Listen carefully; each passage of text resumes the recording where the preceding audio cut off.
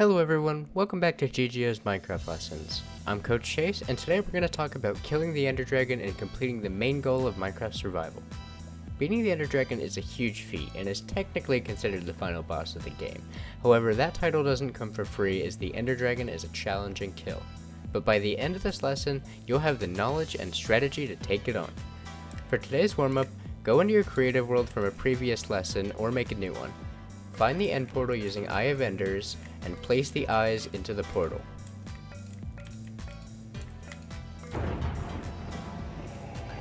Then you're going to want to jump in the portal and explore the end freely for 5 to 10 minutes. This is so that you can get an idea for what terrain you're going to be working with in your survival world while you're killing the Ender Dragon.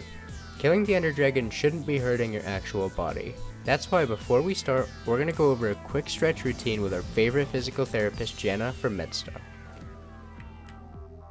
Hey, what's up guys? I'm Jana Labari. I'm a physical therapist with MedStar Health, and today I want to show you some exercises for your neck and shoulders. Sitting for long periods of time during gaming, especially with less than ideal posture, can place stress on your neck and shoulders, leading to tight muscles and pain. Here are a few exercises you can do to prevent neck and shoulder pain while gaming.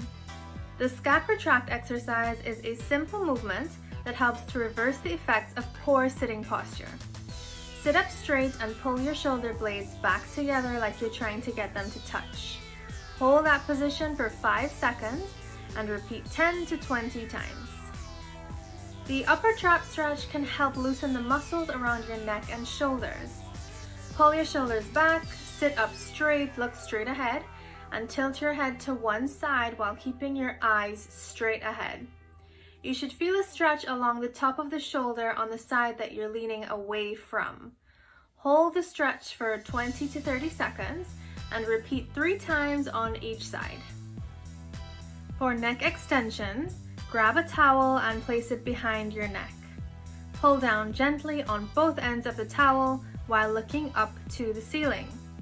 This exercise helps to reverse the effects of forward head posture and bad sitting positions. Hold the position for 3 to 5 seconds and repeat 10 to 20 times. Thanks for watching today's health tip video. Check out some of my other videos to learn some other quick exercises you can do to help maintain healthy gaming habits so that you can continue gaming for a very long time. First, let's talk about how the end dimension is structured and what to expect from the Ender Dragon fight. The dragon will start at a random point in the air when you spawn into the end, surrounded by obsidian towers and a horde of endermen. On top of these towers there are crystals, some of which have cages around them of iron bars, that will gradually heal the dragon as it flies around them. You're gonna have to watch your step, because for the entirety of the dragon fight, you'll be on a single island surrounded by void that will kill you and destroy all the items you have on you for good. There is also an unactivated bedrock portal around the middle of the map, which is really important because while you're fighting the dragon, he will eventually perch on top of the bedrock portal where you can swing at him with your melee weapon. The Ender Dragon also has a toxic breath attack that launches poisonous particles onto the ground that will stick and do damage for a few seconds, as well as a dive attack where he lunges at you, knocking you up into the air and dealing damage. Now, let's go over how to defeat the Ender Dragon. When preparing to fight the Ender Dragon, I would suggest bringing your best armor and a weapon, a bow, preferably with enchantments and lots of arrows, a pickaxe, 2 water buckets, 3 stacks of blocks, wood, golden apples, lots of food, a shield, and whatever potions / extra accessories like totems of undying that you may have.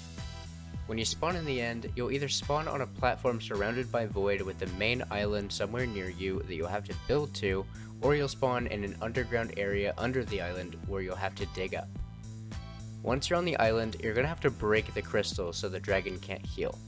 You can do this by bowing the crystals down, and for the caged ones, build up to it carefully and put water down in case you get knocked down, then break the cages and shoot the crystal from afar since it will explode.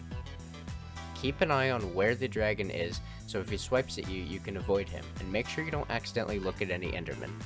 You may want to build yourself a 2-block high hiding spot by one of the crystals in case you accidentally look at any enderman, so you can walk under it and they can't hit you.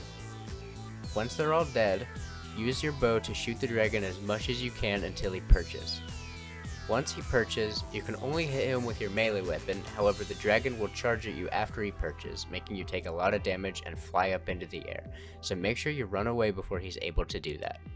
If you avoid hitting him with your melee weapon at all, just in case, and just go for the bow kill, be aware he will charge at you once his perch is done, so you'll need to dodge that. A helpful strategy would be to press F3 and B at the same time, which turns on enemy hitboxes. With this, you can see the dragon's head and hit that with your bow or melee weapon to do even more damage.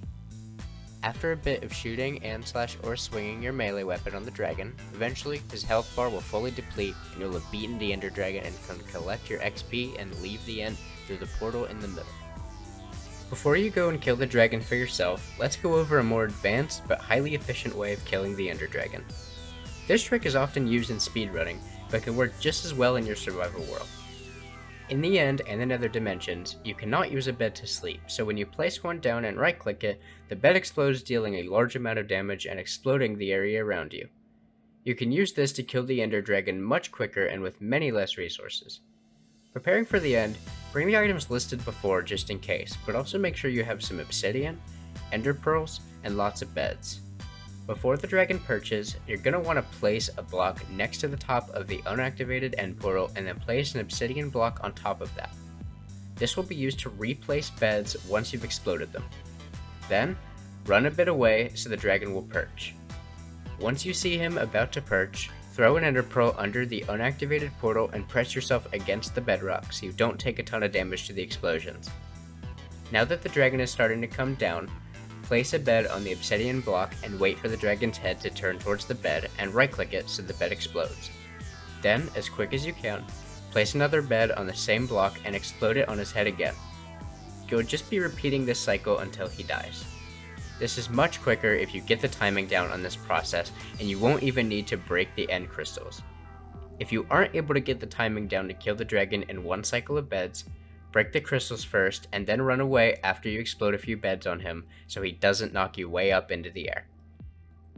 Now that you know how to get to the end, what you need to do to kill the dragon, and a more advanced strategy of doing so, let's put this to good use. If you're ready in your survival world, go ahead and go fight the dragon. Once you kill the dragon, a dragon egg will spawn that will move every time you hit it. It can only be collected by putting a torch or pressure plate under the block it's on, then breaking the block. So make sure to bring one of these items or items to craft one. The dragon is a tough fight, and you don't need to use the advanced strategy, especially if you have a lot of gear already, so take it at your own pace and bring your best to this crazy battle. Once you've taken out the Ender Dragon, ask yourself these questions. Did you find this fight difficult? How did this fight compare to your expectations? Did you have any difficulties? How can you do even better next time you fight the dragon? What's next in your survival world? Thanks so much for watching this GGO Minecraft lesson, and congrats on your big boss kill. I'm Coach Chase, and I'll see you next time.